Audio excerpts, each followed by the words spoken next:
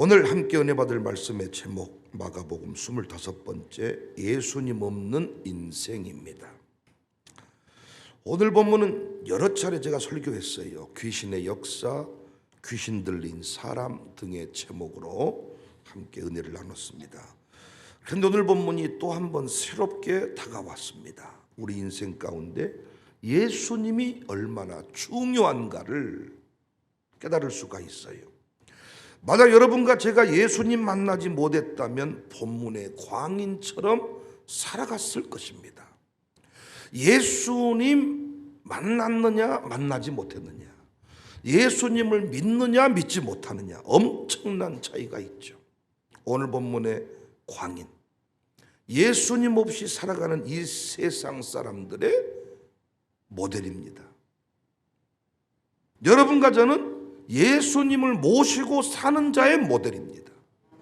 그런데 이 경계가 조금 모호해. 예수님 믿는 사람이나 믿지 않는 사람이나 경계가 모호해요. 그래서 하나님 나라 확장이 이루어지지 않습니다. 예수님 모신 자와 예수님 만나지 못한 인생, 어떻게 차이가 있는가?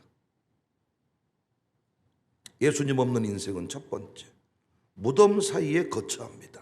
3절, 그 사람은 무덤 사이에 거처한다. 집을 떠나서 공동묘지에서 노숙 생활을 하는 것이죠. 공동묘지에서 노숙 생활을 하고 있습니다. 여러분은 공동묘지가 편합니까? 공동묘지에서 잠을 자고 싶습니까? 퇴근하면 공동묘지로 간다는 게 말이 됩니까? 그런데 이 귀신 들린 사람은 공동묘지에서 무덤 사이에서 거처를 한다는 것입니다. 참된 안식을 누리지 못하는 모습입니다. 우리 인생의 집과 고향은 참 중요하잖아요. 그래서 현대인들은 그렇게 집에 집착을 하는지 몰라요. 집, 이자, 집세 내다가 다 끝나는 것 같아요. 집 한 채 사고 아들 집 한 채 사주면 천국 가시는 것 같습니다. 집. 또 고향이라는 노래가 정말 많습니다. 집과 고향은 힘든 인생길에 안식과 평안을 주는 곳입니다. 그런데 본문의 광인은 집을 잃어버렸어요. 그런데 19절에 보니까 예수님을 만난 후에 집으로 돌아가. 19절, 그에게 이르시되 집으로 돌아가. 찾으셨어요? 예수님 만나기 전에는 무덤의 거처를 삼고 살았는데 예수님 만난 후에 집으로 돌아가 참된 안식의 자리로 돌아간 것입니다. 퇴근 후에 돌아갈 집이 있다는 것은 큰 행복입니다.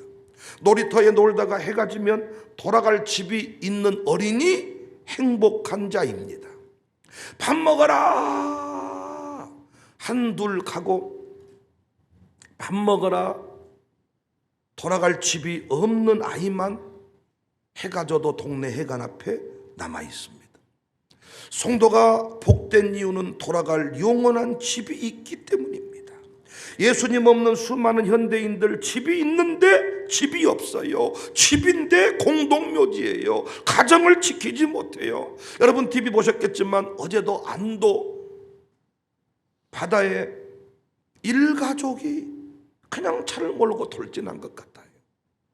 집이 있는데 집이 없어요. 왜? 악한 것들이 이미 점령해 버렸기 때문입니다. 고급 아파트에서 고급 자동차 안에서 자살하는 이유가 다 여기에 있습니다. 예수님을 만난 인생, 이 어둠의 역사가 떠나가는 줄로 믿습니다. 그래서 어디든지 우리는 평안을 누릴 수가 있습니다. 초가집에 살아도 빈들에 살아도 코를 드르렁 홀며 숙면을 취할 수 있는 것은 예수님 때문입니다. 김치 하나 먹고 살아도 찬송하는 인생이 된 것은 예수님 때문입니다. 예수님이 우리 인생의 피난처이시기 때문입니다. 기쁨의 이유이기 때문입니다. 죄는 자리를 이탈한 거예요. 마귀와 귀신은 언제나 창조의 자리를 이탈하게 합니다. 있어야 할 곳에 있을 때 보시기에 심히 좋았다입니다. 그런데 마귀와 귀신은 이 자리를 이탈하게 만들어요. 자꾸 질서를 깨뜨려요. 예수님이 하신 일이 뭡니까? 본래의 자리로 돌아가게 한 것입니다. 여러분의 가정이 예수님 안에서 행복하시기를 바랍니다. 여러분의 가정이 참된 안식처, 평강을 누리는 곳, 성장을 경험하는 곳, 회복을 경험하는 곳이 될 수 있기를 바랍니다. 그런데 이 경계가 모호하다 그랬잖아요. 예수님 있는 인생, 예수님 없는 인생, 분명히 공동묘지냐 아니면 집이냐, 이 경계가 분명한데 이 시대 그리스도인들도 집이 지옥처럼 바뀌어버린 사람이 많습니다. 무엇 때문입니까? 예수님의 통치를 받지 않기 때문입니다. 돈이 주인이기 때문입니다. 건강이 주인이기 때문입니다. 여러분, 건강관리 아무리 많이 해도 새벽 예배 안 나오면 여러분 인생은 결코 행복하지 않습니다. 오히려 예수님 없이 건강하니까 죄를 짓습니다. 병약하면 정말 주님을 강력하게 의지합니다. 우리가 언제 주님을 떠납니까? 건강할 때입니다. 새벽 예배 똑바로 드리지 아니하면, 예수님을 주인 삼고 살지 아니하면 가정의 행복은 지켜지지 않아요. 우리 교회에 예수님 안에 행복이 있다, 예수님 안에 참된 안식이 있다, 예수님 믿으면 가정이 행복해진다, 이것의 분명한 모델들이 될 수 있기를 주님의 이름으로 축복합니다. 두 번째, 예수님 없는 인생은 아무도 제어할 수 없게 되었다. 4절, 그리하여 아무도 그를 제어할 힘이 없는지라. 통제 불능의 상태에 빠져버립니다. 각종 중독 증상이 다 여기서 나오는 것입니다. 현대인들 정말 제정신이 아니에요. 술, 도박, 마약, 돈에 미쳐서 통제가 안 됩니다. 우리 자녀들 역시 마찬가지입니다. 통제 불능입니다. 청사교회를 만난 뒤로 애들이 통제가 되었지, 통제가 되던가요?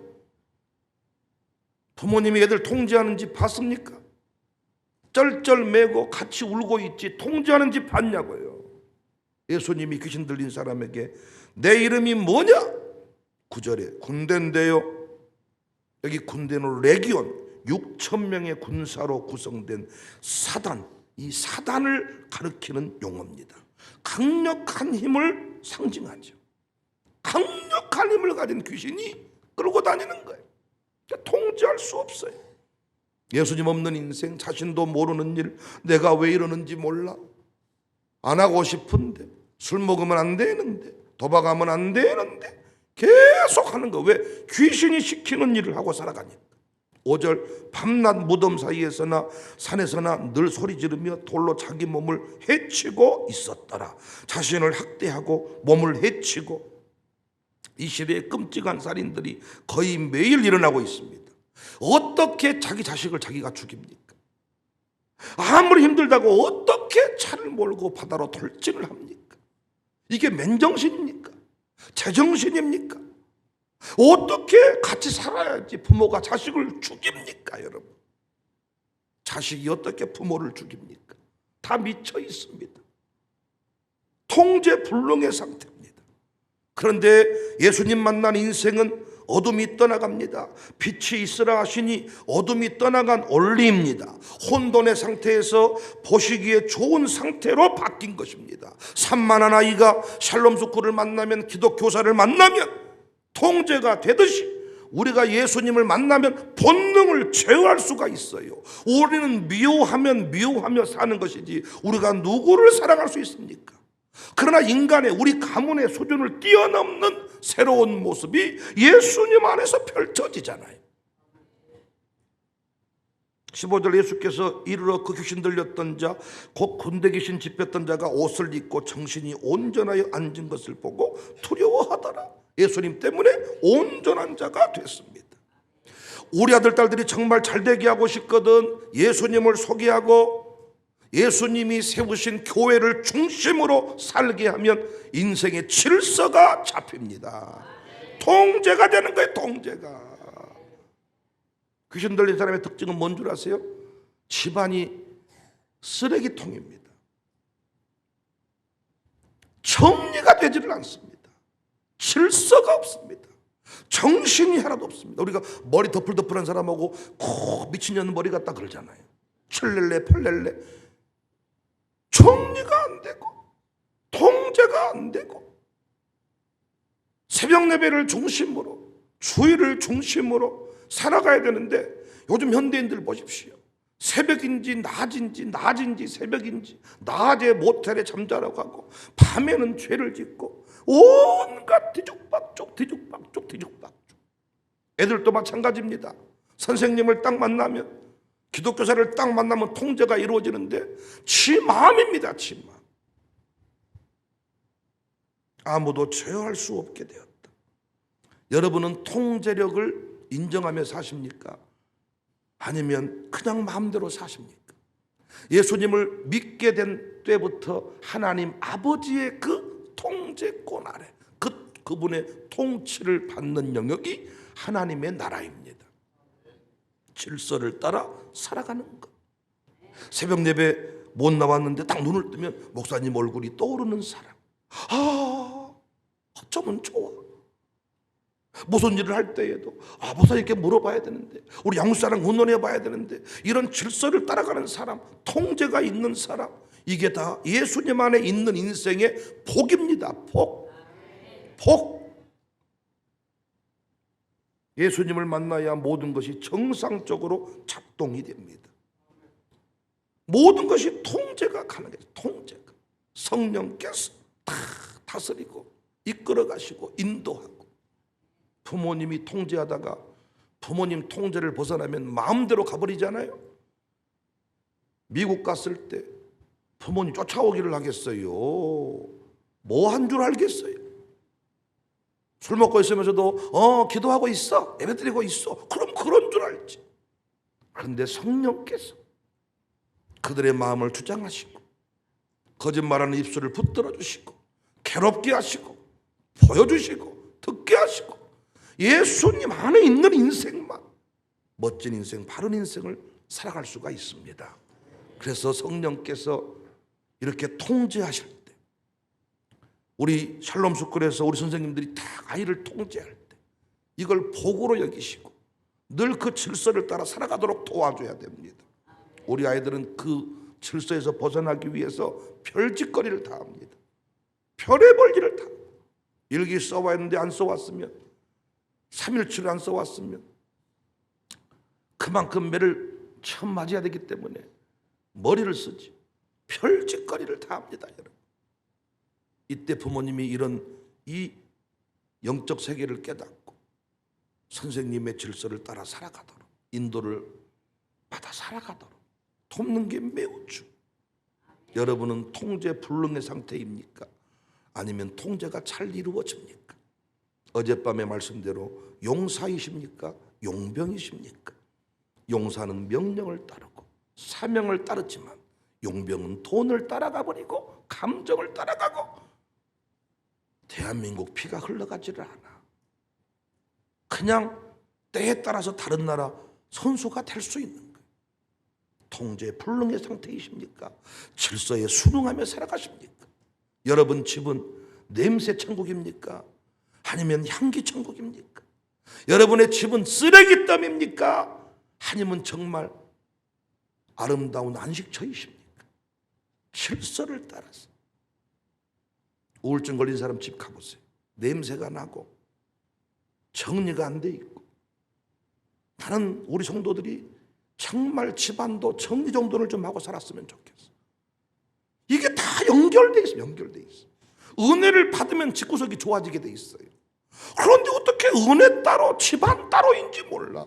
교회 안에서만 최고로 이뻐. 교회 안에서만 향기가 나. 집에 가면 냄새가 나고 집에 가면 쓰레기가 쌓여있고 집에 가면 저는 엘리베이터 안에 그 쓰레기 음식물 냄새 그 떨어뜨려 놓고도 물티슈로 닦지도 않는 아줌마를 볼 때마다 화가 나고 이 CCTV를 돌려보고 싶고 진짜 어떤 의식을 가지고 사는지.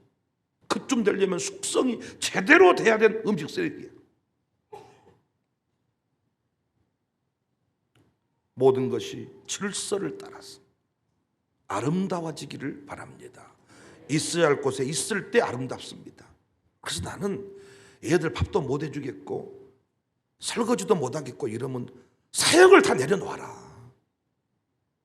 신방사도 내려놓고 나는 이 주입니다. 내려놓아라. 사역은 당신 아니어도 할 사람이 많지만 당신 집안에 밥을 챙겨주는 일은 당신 아니면 할 사람이 없지 않냐 그 말이야. 아닙니까? 우리 집안에 아버지는 저밖에 없지 또 다른 아버지가 있나요? 이게 안 되면 내려놔라.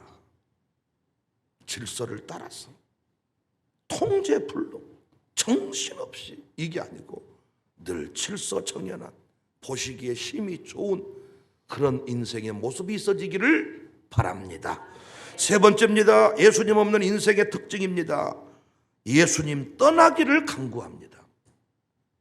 예수님을 모르는 인생은 이 말이 무슨 말인지를 아시죠? 17절 보세요. 그들이 예수께 그 지방에서 떠나시기를 간구하더라.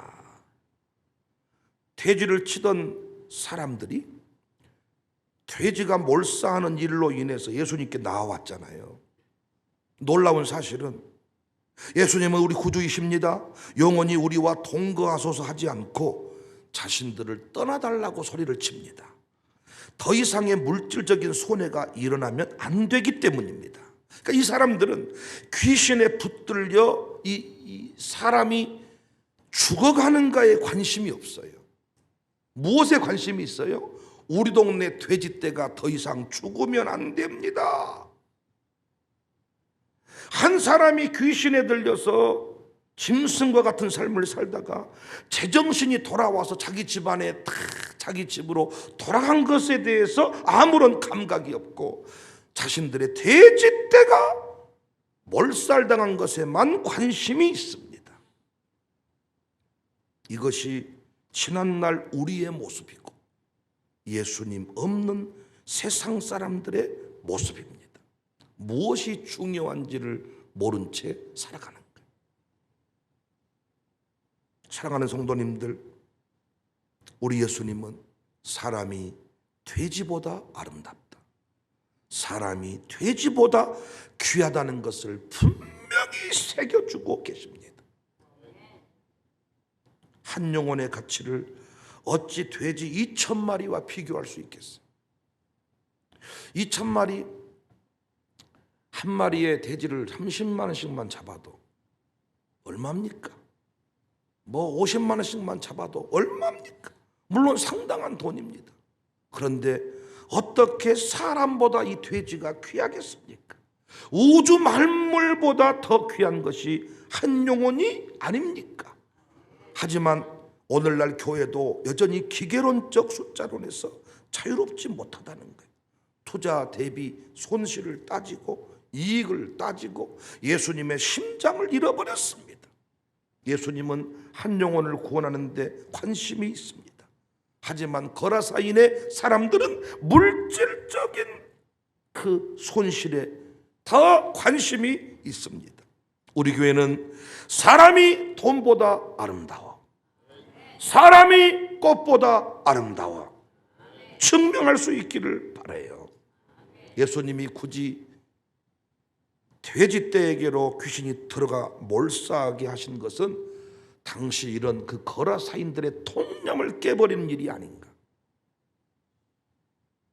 하나님 나라가 어떤 나라인지를 보여주는 거예요. 하나님 나라는 말로 누리지 않습니다.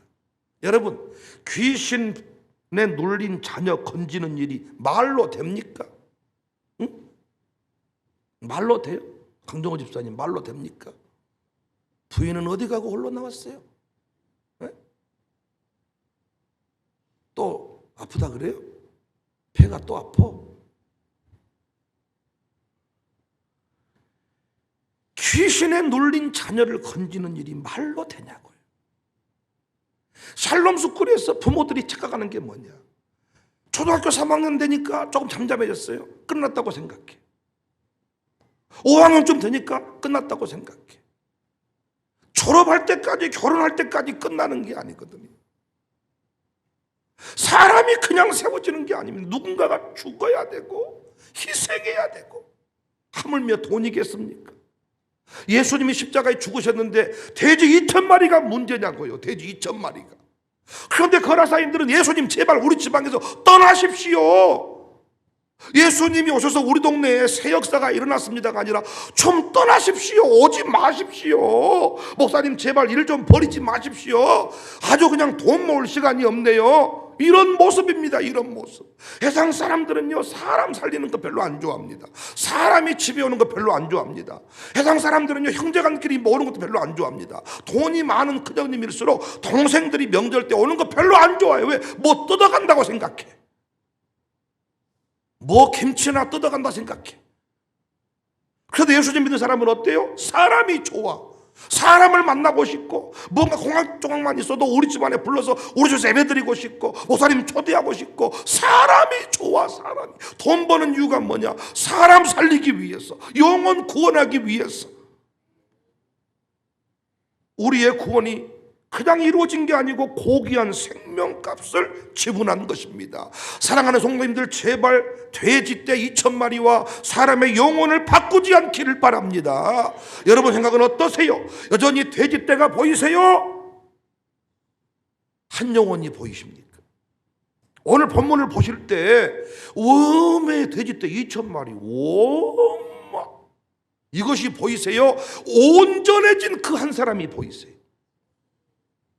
공동묘지에 살다가 그 사람이 집으로 돌아갔다잖아요. 밤새 도박했던 그 사람이 집으로 돌아왔다잖아요. 밤새 술 먹고 방탕했던 그 인생이 집으로 돌아왔다잖아요. 이 값이 돼지 2,000마리 값이야. 여러분 기꺼이 그 길을 하실랍니까? 아니면 그냥 내버려 두실랍니까? 교회가 그런 일을 하고자 할 때 최소한 여러분은 아멘 하십니까? 아니면 교회가 맨날 왜 그런 일을 하실까? 일을 하십니까? 한 영혼을 살릴 수만 있다면 우리는 팔 수 있는 걸 다 팔아야죠. 양육사가 이런 마인드를 가진다면 절대로 한 영혼을 쉽게 놓치지 않을 겁니다. 자존심이 뭡니까? 있는 걸 다 집을 생명을 주고라도 살려야 될 판에 자존심 싸움하다 고쳐버릴 때가 많습니다. 돈 하다가 죽는 인생 되지 말고 영혼을 구원하는 주인공들이 됩시다. 예수님을 만나고 보니까 무엇이 소중한지, 무엇이 귀한지를 다 알게 됐지만은 예수님 없는 인생은 보십시오, 여러분. 형제들하고 등을 질지언정 절대로 돈을 내려놓지 않습니다. 나는 차라리 아버지가 물려준 집 때문에 동생과 형님과 원수가 된다면 나는 그 집을 팔아 차라리 나누고 동생들하고 명절 때 오고 가겠어. 그렇게 합니까? 아따 목사님 물려받을 것 없다고 말을 쉽게 하시네요. 아니 어렸을 때부터 형, 동생, 누나, 언니, 오빠 하면서 얼마나 행복하게 살았어. 그런데 집을 택하고 동생과 등을 져버려. 형님을 버리지 집을 못 버려. 오빠를 버리지 집을 못 버려. 전부 다 여러분 형제들이랑 원망하고 원수된 게 돈 때문이 아닙니까? 돈을 누가 더 많이 가져갔냐? 누가 적게 가져갔냐? 이런 것 때문에 다 원수가 되는 것 아닙니까? 우리 애들한테 작은아버지가 남아있고 큰아버지가 남아있고. 사람이 돼지보다 아름다워. 그런데 우리는 그게 아니야. 차라리 돼지떼를 남기고 사람을 포기해. 우리 교회 안에서 이런 것들이 깨진 것 난 너무나도 감사해. 예수님 만나서 우리 인생이 뒤집어졌습니다. 예수님 만나서 우리 가정이 공동묘지가 되지 않고 참된 안식처가 됐습니다. 예수님 안에 있는 자가 누리는 그 복, 여러분과 저의 인생을 통해서 확실하게 세상에 증명될 수 있기를 바라요. 질서를 따라서 시간의 질서, 물질의 질서, 통제 불능이 아니라 질서 안에 살아가는 인생, 보시기에 심히 좋았다. 나이에 맞는 열정, 나이에 맞는 행동 아름답습니다. 젊은 이의 행동이 있고 늙은 이의 행동이 있고, 이 시대는 다 뒤죽박죽 된 시대예요. 모든 것이 질서를 찾아가는 이런 은혜가 있어지기를 주의 이름으로 축복합니다. 다 잊어먹어도 사람이 돼지보다 아름다워. 오늘 설교 제목을 그렇게 할까 하다가 너무 제목이 그런 것 같아서 예수님 없는 인생으로 잡았습니다. 제 본심은 사람이 돼지보다 아름다워. 사람이 돼지보다. 사람이 귀하지 무슨 돼지 떼 2,000마리가 귀합니까? 기도하겠습니다.